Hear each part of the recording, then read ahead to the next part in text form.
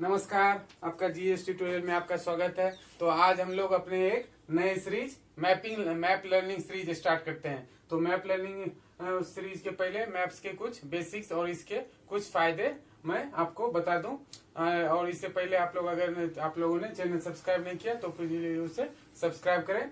तो मैप के हम लोग बेसिक से लेके एग्जाम्स में जिस टाइप के क्वेश्चन आ रहे हैं वो उसको एमसीक्यू को भी सॉल्व करने का प्रयास करेंगे।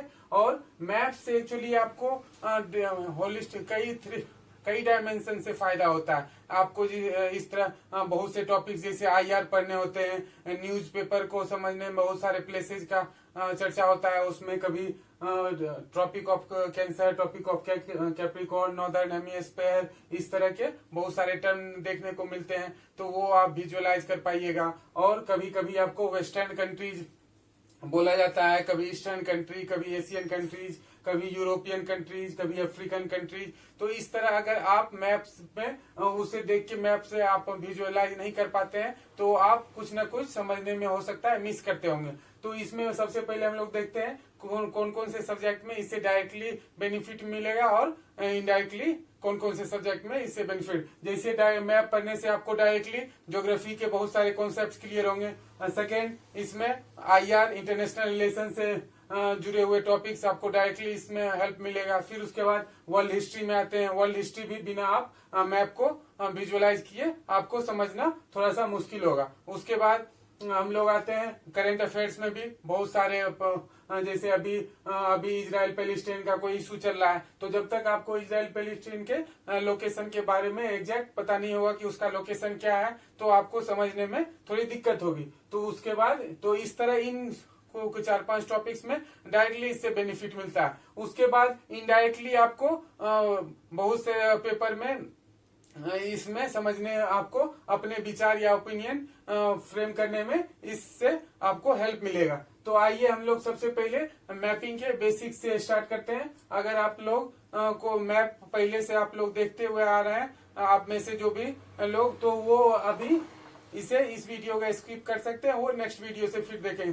क्योंकि अभी मैं थोड़ा सा बेसिक्स इसमें बताने वाला हूं। तो हो सकता है आपको बेसिक्स पता हो तो आपको ये थोड़ा बोरिंग लगे, तो आपको या तो बियर करना पड़ेगा या फिर नेक्स्ट वीडियो में हम लोग मिलते हैं। तो आते हैं सबसे पहले हम लोग मैपिंग में लैंडमार्क्स के बारे में देखते हैं। फिर उसके बाद ओशियंस के बारे में देखेंगे। फिर उसके बाद छोटे छोटे जो सी हैं वो देखेंगे। फिर डिफरेंट स्ट्रेट हैं, फिर डिफरेंट माउंटेन्स, प्लेटू, उसके बाद और भी डिफरेंट फिजियोग्राफिकल रीजन है और फॉरेस्ट है, उसी तरह बायोडाइवर्सिटी। तो इस तरह के चीजों को हम उसके बाद फर्दर देखेंगे। तो सबसे पहले आते हैं लैंडमार्क्स। लैंडमार्क्स में आपने कंटिनेंट सुना ही होगा। तो कंटिनेंट टोटल कितने हैं सबको पता है, 7 टाइप्स के कंटिनेंट है। तो सबसे पहला एरिया में सबसे बड़ा कौन सा है अपना एशिया।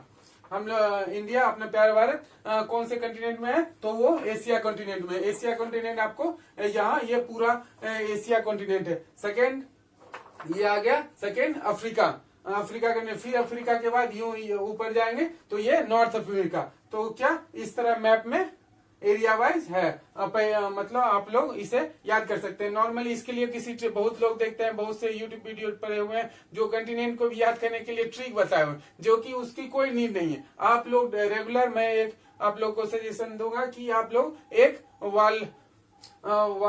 वर्ल्ड मैप अपने रूम में लगा ले, जिससे कि आप रोज ब्रश करने वक्त भी 5 मिनट इसे डेली देखिएगा तो आपको सब विजुअलाइज हो जाएगा। तो सबसे पहला क्या होगा एशिया, फिर अफ्रीका, फिर उसके बाद नॉर्थ अमेरिका, फिर नीचे आ जाते हैं ये साउथ अमेरिका, फिर उसके बाद हम लोग ये फोर्थ, फिर उसके बाद फिफ्थ ये नीचे में एक साउथ पोल अंटार्कटिका है। तो ये अंटार्कटिका ये ऑलमोस्ट यहाँ पे बहुत ही कम पॉपुलेशन है और ये इसका एरिया बहुत ज्यादा है। तो ये साउथ पोल के करीब है एक अंटार्कटिका, ये फोर्थ। फिर उसके बाद हम लोग आ जाते हैं एक कॉन्टिनेंट का नाम आपने सुना ही होगा ऑब्वियस, यूरोप। यहाँ बहुत अच्छे अच्छे डेवलप्ड कंट्री है। उसके बाद 7 सबसे लास्ट ऑस्ट्रेलिया महाद्वीप। तो हम लोगों ने डिफरेंट एरिया वाइज एक बार फिर रिकैप कर लेते हैं। एशिया, फिर अफ्रीका, फिर नॉर्थ अमेरिका, उसके बाद साउथ अमेरिका, फिर और नीचे जाएंगे, फिर अंटार्कटिका, फिर सबसे ऊपर यहाँ यूरोप, फिर सबसे नीचे इधर साइड में ऑस्ट्रेलिया। तो एरिया वाइज मैं विश्वास करता हूँ आपको क्लियर हो गया। फिर हम लोग पॉपुलेशन वाइज देखते हैं, एरिया में परसेंटेज देख लेते हैं। जैसे एशिया का, जैसे टोटल लैंड मास का एशिया का अप्रोक्स 30% एरिया 29 पॉइंट समथिंग है, मतलब ऑलमोस्ट 30% आप मान सकते हैं। 30% एरिया आपको एशिया में आता है। फिर उसके बाद 1/5 मतलब 20% वो अफ्रीका में। फिर उसके बाद 1/4 ये किसमें, आपको नॉर्थ अमेरिका। उसके बाद फिर साउथ अमेरिका, साउथ अमेरिका में कितने परसेंट है, ऑलमोस्ट यहाँ 12% है। उसके बाद ये ऑलमोस्ट 9 to 10% अंटार्कटिका। फिर उसके बाद यहाँ पे यूरोप, यूरोप में भी 6.8% मतलब ऑलमोस्ट 7% यहाँ यूरोप में। फिर उसके बाद ऑलमोस्ट 6% ऑस्ट्रेलिया। तो इस तरह हमने परसेंटेज वाइज भी देख लिया कि कितने परसेंट टोटल लैंड मास के कौन से कंटिनेंट में है। तो एक रफली आपको आइडिया के लिए, एग्जैक्ट नहीं तो आप मान सकते हैं कि लैंड मास के टोटल 1/3 एरिया एशिया कवर करता है, 1/5 यहाँ पे अफ्रीका कवर करता है। उसके बाद 1/4 एरिया 1/4 इसमें नॉर्थ अमेरिका। फिर उसके बाद यहाँ पे हम लोग आ जाते हैं साउथ अमेरिका में, ये ऑलमोस्ट 12%। उसके बाद फिर ये ऑलमोस्ट 9%, फिर ये ऑलमोस्ट 6 to 7%, फिर ये almost 5 to 6% Australia.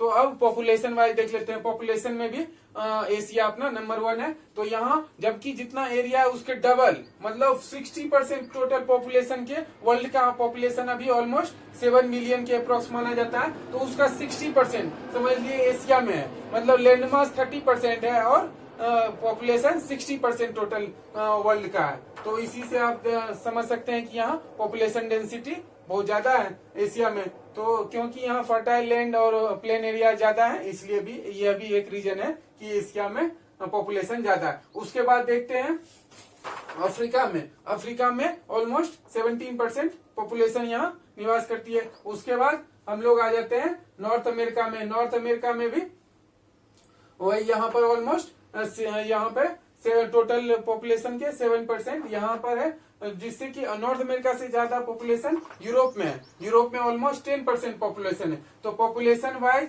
First Asia, second Africa, third Europe आ जाएगा ना कि, और एरिया वाइज में थर्ड नॉर्थ अमेरिका था। क्योंकि नॉर्थ अमेरिका में बहुत कम कंट्रीज हैं, यूएसए, कनाडा और मेक्सिको 3 मेजर कंट्री हैं, और छोटे छोटे और भी कंट्री हैं लेकिन मेजर कंट्रीज हैं। जबकि यूरोप में मोर देन 40 कंट्री है।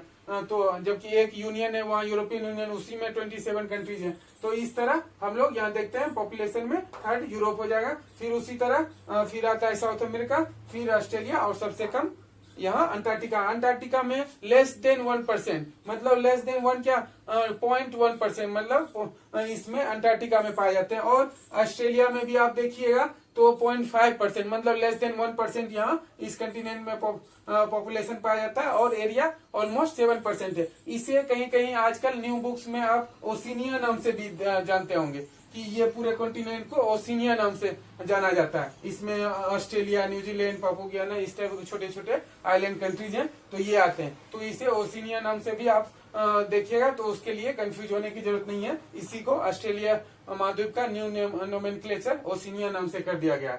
तो हम लोगों ने कंटिनेंट्स का एरिया वाइज, पॉपुलेशन वाइज और परसेंटेज वाइज देख लिया, किसका कितना, किस कंटिनेंट का पॉपुलेशन वाइज कितना परसेंटेज है और एरिया वाइज कितना परसेंटेज है।